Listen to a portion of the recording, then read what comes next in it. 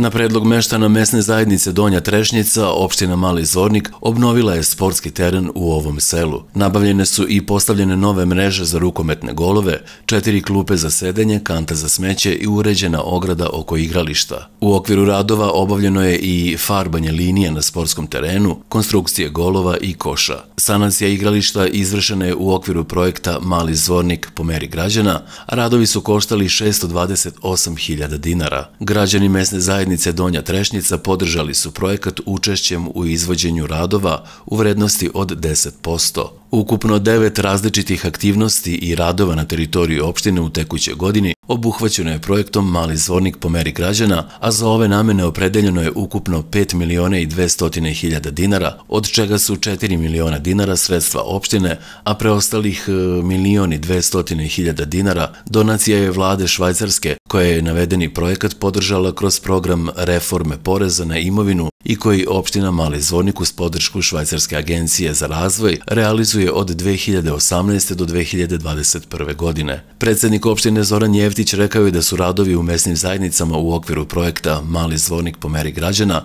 predložili građani na poziv lokalne samouprave sredinom protekle godine i svoje predloge podržali potpisima. On je naveo da mu je veoma drago što su građani pokazali veliko interesovanje za učešće u projektu, da ovakav način rada opština ranije nije praktikovala, ali da se ispostavilo kao veoma dobar i da veruje da će građani u buduće još aktivnije učestvovati u odlučivanju o trošenju novca iz budžeta i unapređenju uslova za život u lokalnoj zajednici. Javni poziv za dodelu sredstava za realizaciju predloženih radova sproveden je tokom avgusta 2020. godine, nakon čega je komisija opštine razmatrala prispele predloge i izabrala one koji su ispunili propisane kriterijume.